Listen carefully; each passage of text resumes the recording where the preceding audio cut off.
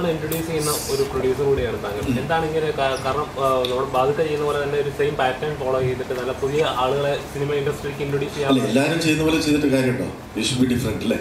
Friday film house launch ചെയ്യുമ്പോൾ നമ്മളത് start ചെയ്യുമ്പോൾ തന്നെ നമുക്ക് പല ഒബ്ജക്റ്റുകൾ, ക്ലീൻ എൻ്റർടൈൻമെൻറ്റ് എന്നുള്ള ഒരു ഒബ്ജക്റ്റോടൊപ്പം തന്നെ ടാലൻറ്റഡ് ആയിട്ടുള്ള ന്യൂ കമേഴ്സിന്, അത് all areas of cinema including direction, cinematography, editing, acting, അങ്ങനെ എല്ലാ ഏരിയസ് ഓഫ് സിനിമയിൽ ന്യൂ കമേഴ്സിനെ കൊണ്ടുവരണം എന്നുള്ള ആഗ്രഹത്തോടെ തുടങ്ങിയ ഒരു സ്ഥാപനമാണ് അത്.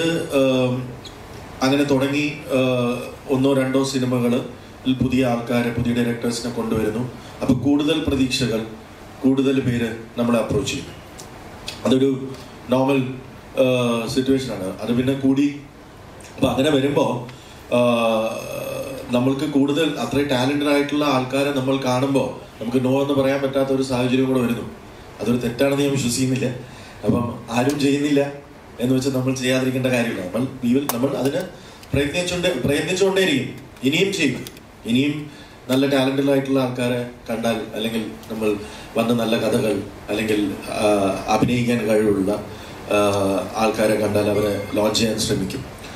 അപ്പം അങ്ങനെ ചെയ്തുകൊണ്ടേയിരിക്കും. ഇനിയും ചെയ്യണം എന്ന് തന്നെയാണ്. അതുകൊണ്ടാണ് ഞാൻ പറഞ്ഞത്, നമുക്ക് ഇപ്പോഴത്തെ ഒരു സാഹചര്യത്തിൽ പല പ്രശ്നങ്ങളുണ്ട് ഇങ്ങനെ സിനിമകൾ ചെയ്യുമ്പോൾ. ബിക്കോസ് കോവിഡിന് ശേഷം ഒരുപാട് ഡിഫറൻസ് മലയാള സിനിമയിൽ വന്നിട്ടുണ്ട്, അല്ലെങ്കിൽ ലോക സിനിമയിൽ വന്നിട്ടുണ്ട്. അതിൻ്റെ ഇടയിലൂടെ ഓൾ ന്യൂ കമർ ആയിട്ടുള്ള സിനിമകൾ, അല്ലെങ്കിൽ പുതിയൊരു ഡയറക്ടറിൻ്റെ സിനിമ ഒക്കെ കൊണ്ടുവരിക എന്ന് പറയുന്നത് വളരെ ടഫായിട്ടുള്ളൊരു കാര്യം. അപ്പം അങ്ങനെ ഞങ്ങൾ തുടരണം എന്ന് നിങ്ങൾ ആഗ്രഹിക്കുന്നുണ്ടെങ്കിൽ, നിങ്ങളിൽ ഈ ഇരിക്കുന്നവരിൽ അറ്റ്ലീസ്റ്റ് കുറച്ച് പേർക്കെങ്കിലും സിനിമയിൽ എന്തെങ്കിലും ആവണം എന്ന് ആഗ്രഹമുള്ളവരാണെന്ന് ഞാൻ പൂർണ്ണമായും വിശ്വസിക്കുന്നു. അതിനാണല്ലോ നിങ്ങൾ മീഡിയയിൽ സിനിമയെക്കുറിച്ച് പഠിക്കാനും അതിനെക്കുറിച്ച് അറിയാനും ഇരിക്കുന്നത്. അപ്പം നിങ്ങൾക്കും നാളെ ഇപ്പം ഈ ചോദിച്ച ചോദ്യത്തിന് എല്ലാവരും പോകുന്ന പോലെ ഞാനങ്ങ് പോയാൽ നിങ്ങളെല്ലാം ഇങ്ങോട്ട് പോകും അല്ലേ? അപ്പം അതാണ് അതിൻ്റെ ഉത്തരം. ഇപ്പം പ്രശ്നം കാണുന്നത് ഇന്നലെ പല തിയേറ്ററിലും സിനിമയും പല ആളുകളും തിയേറ്ററിൽ പോയിട്ട് വരുന്നത് ചെയ്തു. അപ്പോൾ അവർ പറയുന്ന ന്യായങ്ങൾ, എൻ്റെ ഒരു അറിവിൽ 22 പേര് പോയൊരു തിയേറ്ററുണ്ട് ആലപ്പുഴയിൽ. അവർ പറഞ്ഞു 35 പേര് പോയി കാണുമ്പോൾ. എന്തുകൊണ്ടാണ് ഇത്തരം ഒരു സിനിമകൾക്ക് ഒരു ബ്രീത്തിങ് ടൈം പോലും കൊടുക്കാത്തത്? അല്ല, അത് ആ ചോദ്യം ഞാൻ ഡെയിലി ചോദിച്ചുകൊണ്ടിരിക്കുന്ന ചോദ്യമാണ്. കാരണം ഒരു കുഞ്ഞ് ജനിച്ചിട്ട് 5 മിനിറ്റേ ആയുള്ളൂ, കാണാൻ കൊള്ളത്തില്ല എന്ന് പറഞ്ഞിട്ട് കാര്യമുണ്ടോ? അതൊന്ന് ചിരിക്കട്ടെ, അതൊന്ന് ചിരിച്ച് നടന്നു തുടങ്ങട്ടെ. അപ്പം അതാണ് ഞാൻ തിയേറ്ററുകാരോട് സംസാരിക്കുന്നത്. 20 സിനിമ ചെയ്ത, അല്ലെങ്കിൽ ഒരുപാട് വർഷങ്ങളായിട്ട് ഈ ഇൻഡസ്ട്രി നിൽക്കുന്ന ഞാൻ അത്യാവശ്യം ജഡ്ജ്മെന്റ് ഉള്ള ഒരാളാണെന്ന് വിശ്വസിക്കുന്നു. ആ ജഡ്ജ്മെന്റിൽ ഞാൻ പറയുന്നു ഈ സിനിമ വളരെ നല്ലൊരു സിനിമയാണ്. കാരണം ഒരുപാട് സിനിമകൾ കണ്ടുകൊണ്ട് വർഷങ്ങളായിട്ട് സിനിമയിൽ പ്രവർത്തിക്കുന്ന ഒരാളാണ് ഞാൻ. അല്ലെങ്കിൽ എൻ്റെ ജീവിതത്തിൽ എൻ്റർടൈൻമെൻറ്റ് ഇൻഡസ്ട്രിയിൽ മാത്രം വർക്ക് ചെയ്തിട്ടുള്ള ഒരാളാണ്. അപ്പം അങ്ങനെ ഞാനൊരു മോശം സിനിമ ഉണ്ടെങ്കിൽ ഞാനത് ക്യാൻ ചെയ്ത് കളയുള്ളൂ. ചിലപ്പോൾ എല്ലാ ഓഡിയൻസിനും എല്ലാ സിനിമയും ഇഷ്ടപ്പെടണമെന്ന് വിശ്വസിക്കുന്ന, ഇഷ്ടപ്പെടണമെന്ന് ഒരിക്കലും നമുക്ക് പറയാൻ പറ്റില്ല അല്ലേ? ഇതിനെല്ലാം ഓരോ പർട്ടിക്കുലർ ഓഡിയൻസ് ഉണ്ട്. ഞാൻ ആദ്യം തൊട്ട് പറയുന്നതാണ്, ഈ സിനിമ ഇതിൻ്റെ പ്രൈമറി ഓഡിയൻസ് എന്ന് പറഞ്ഞ വിമനാണ്. അപ്പം അവർക്ക് എത്താനൊരു സമയം വേണം. എല്ലാം റിവ്യൂവേഴ്സ്, എനിക്ക് തോന്നുന്നില്ല ഇവിടെ എത്ര വിമൻ റിവ്യൂവേഴ്സ് ഉണ്ടെന്ന്. ഇന്നലെ വിമൻ, ഞാൻ പറയുന്ന ഹാർഡ്കോർ സിനിമ റിവ്യൂയിങ് ഒരു ജോലിയാക്കി അല്ലെങ്കിൽ തൊഴിലായി സ്വീകരിക്കുന്ന എത്ര സ്ത്രീകൾ ഇവിടെ ഉണ്ടെന്ന് എനിക്കറിയാം. പല ഗ്രൂപ്പുകളിലും ഉണ്ടാവും, പക്ഷെ പ്രധാനപ്പെട്ട റിവ്യൂവേഴ്സിലൊന്നും സ്ത്രീകളെ ഞാൻ കണ്ടിട്ടില്ല. അതുകൊണ്ട് സ്ത്രീകളുടെ റിവ്യൂസിന് റീച്ച് കുറവാണ്. അല്ലെങ്കിൽ ഏതെങ്കിലും ഗ്രൂപ്പിൽ വരുന്ന റിവ്യൂസ് ഞങ്ങൾ ഷെയർ ചെയ്തുകൊണ്ടിരിക്കേണ്ടത്. ഞങ്ങൾക്ക് കിട്ടുന്ന റിവ്യൂസ് എല്ലാം 100% പോസിറ്റീവാണ്.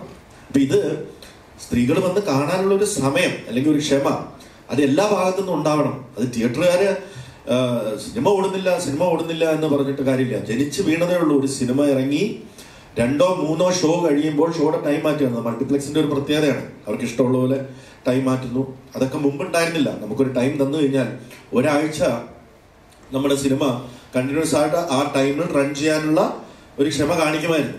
ഇന്ന് ദ ഓപ്ഷൻസ് ആർ പ്ലെന്റി. അത് ഞാൻ ഇന്നലെ ഒരു പോസ്റ്റിൽ ഇട്ടതുപോലെ തമിഴ് സിനിമകളുടെ, അല്ലെങ്കിൽ തെലുങ്ക്, അല്ലെങ്കിൽ പാൻ ഇന്ത്യൻ സിനിമകളുടെ ഒരു കടന്നുകയറ്റം മലയാള സിനിമയെ വളരെ വളരെ മോശമായ രീതിയിൽ അഫക്റ്റ് ചെയ്യുന്നു. കാരണം അത്രയും പ്രഷർ വൻകിട ഡിസ്ട്രിബ്യൂട്ടേഴ്സിന്റെ കയ്യിൽ നിന്ന് അവർക്കുണ്ട്. ഇത് അവിടെ പ്രൈം ടൈമിൽ കളിക്കണം, അല്ലെങ്കിൽ കളിക്കണം. അപ്പം അവര് തിയേറ്ററുകാരും ആ പ്രഷറിന് സർക്കമെന്റ് ചെയ്തായിട്ട് വരുന്നു. അപ്പോൾ അവരത് നമുക്ക് കുറ്റം പറയുകയാണെങ്കിൽ ആരെ കുറ്റം പറയണമെന്ന് അറിയില്ല. നമ്മുടെ ഉള്ളിൽ തന്നെ നമ്മുടെ ഗ്രൂപ്പ്, നമ്മുടെ ഇൻഡസ്ട്രിക്ക് അകത്ത് തന്നെ ആൾക്കാർ വന്ന് ഇങ്ങനത്തെ കാര്യങ്ങൾ ചെയ്യുമ്പോൾ അത് മലയാള സിനിമയ്ക്ക് ദോഷമാണെന്നുള്ളത് നമുക്ക് എല്ലാവർക്കും അറിയാം. പക്ഷെ ആരും അത് തുറന്നു പറയുന്നില്ല എന്നുള്ളതാണ് അതിന്റെ സത്യം. അല്ല, ഇതിപ്പോ എങ്ങനെ കൺവെന്റ് ചെയ്തു? കാരണം ഈ സിനിമ കാണാൻ കഴിയുന്നില്ല ആളുകൾ, സിനിമ തിയേറ്ററുകളില്ല. ഇപ്പോ ഞാൻ ഇന്നലെ ഒരു പോസ്റ്റിലിട്ടു, നമ്മള് തിയേറ്ററുകളിലേക്ക് പോകുമ്പോൾ തന്നെ അവർ പറയുന്നത് 5 അന്യഭാഷാ സിനിമകളുണ്ടെന്നാണ്. ഇവിടെ ഇരിക്കുന്ന എത്ര പേർക്ക് അറിയാം ഇന്നലെ റിലീസ് ചെയ്ത 5 അന്യഭാഷാ സിനിമകൾ? അതിൽ മാക്സിമം പോയാൽ 2 പേര് അല്ലെങ്കിൽ 3 പേര് പറയാൻ പറ്റും. മറ്റ് 2 പടങ്ങൾ ആർക്കും അറിയത്ത് പോലുമില്ല. അപ്പൊ ഈ മലയാള സിനിമ ഈ തമിഴ് സിനിമയുടെ അല്ലെങ്കിൽ തെലുങ്ക് സിനിമയുടെ ഒരു ഡംപിങ് യാർഡായിട്ട് മാറുന്നു എന്നുള്ളതാണ്. അത് തിയേറ്ററുകാരെ കുറ്റം പറയാൻ പറ്റില്ല. അവർക്ക് വൻകിട പാൻ ഇന്ത്യൻ പാൻ സൗത്ത് സിനിമകൾ ഈ കൊടുക്കുന്ന ബാനറുകളാണ് ഈ ആരും കേൾക്കാത്ത സിനിമകൾ എടുത്തുകൊണ്ട് വരുന്നത്. അപ്പൊ അവർ പറയുന്നു ഇത് തന്നാൽ മാത്രമേ തരുള്ളൂ. അപ്പൊ അവർക്ക് ഷോ കറക്റ്റ് കൊടുത്തില്ലെങ്കിൽ തമിഴ്നാട്ടിൽ നിന്ന് പ്രഷർ വരും. ഇതെന്താ കേരളത്തിലെ ടൈമിങ്ങിനെ. അപ്പൊ അവർ പ്രഷർ ഇടുമ്പോൾ ഏത് സിനിമ എടുത്ത് മാറ്റാൻ പറ്റുക? പുതുമുഖങ്ങളുടെ സിനിമ. അല്ലെങ്കിൽ ആദ്യത്തെ ദിവസം കൽബ് എന്ന് പറയുന്ന സിനിമയ്ക്ക് ആദ്യത്തെ 2 ദിവസം ഹൗസ്ഫുൾ ആവുമെന്ന് ചിന്തിക്കാൻ മാത്രം അത്ര വിവരമില്ലാത്തവരല്ല ഇവിടുത്തെ തിയേറ്റേഴ്സ് എന്ന് ഞാൻ വിശ്വസിക്കുന്നു. അവർക്ക് വ്യക്തമായിട്ട് അറിയാം ഇത് വേർഡ് ഓഫ് മൗത്ത് കൊണ്ട് മാത്രം ബിൽഡ് ആവുന്ന ഒരു സിനിമയാണ്. 2 ദിവസം എടുക്കും. അപ്പൊ അത് ഹോൾഡ് ചെയ്യാനുള്ള ഒരു ക്ഷമ അവർ കാണിക്കണം. അതൊരു മെച്യൂരിറ്റി അല്ലേ, അതൊരു സപ്പോർട്ട് സിസ്റ്റം അല്ലേ. പുതിയ ആൾക്കാരെ കൊണ്ടുവരുന്നു, നല്ല സിനിമകൾ എടുത്തിട്ടുള്ള ബാനറാണ്, നല്ലൊരു സംവിധായകനാണ്. അത്രയും റിവ്യൂസ് നമ്മളിന്ന് യൂട്യൂബ് തുറന്ന് നോക്കിയാൽ അറിയാം. ദ പെർസെൻറ്റേജ് ഓഫ് റിവ്യൂസ് 10 നല്ല റിവ്യൂസിന് 1 മോശം റിവ്യൂ ആണ് കൽബിനുള്ളത്. അത് ഓബ്വിയസ്ലി അത് അണ്ടർസ്റ്റാൻഡബിൾ ആണ്. മിനിമം 20 എണ്ണം വരണമെന്നാണ് ഞാൻ വിശ്വസിക്കുന്നത്. 100 എണ്ണത്തിൽ 20 എണ്ണം മോശമാവണം.